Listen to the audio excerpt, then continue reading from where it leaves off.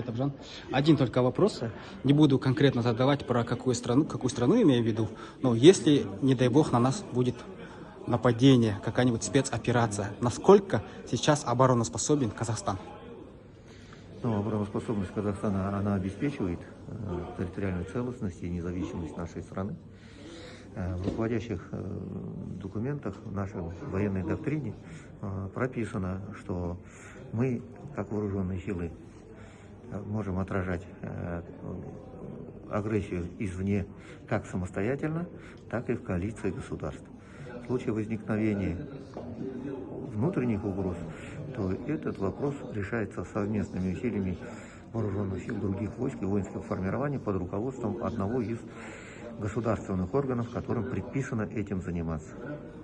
Так, ну вы рассказали, в общем, но не ответили, насколько обороноспособен Казахстан. Мы продержимся неделю, продержимся месяц, не знаю. Ну, такие вопросы, наверное, некорректно будет отвечать. Месяц.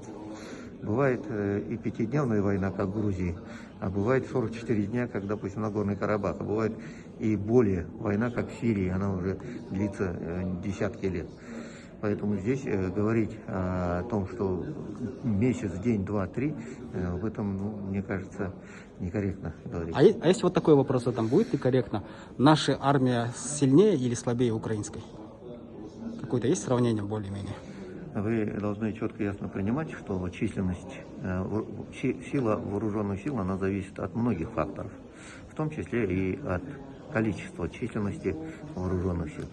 Численность вооруженных сил Казахстана, она, конечно, намного уступает численности вооруженных сил Украины.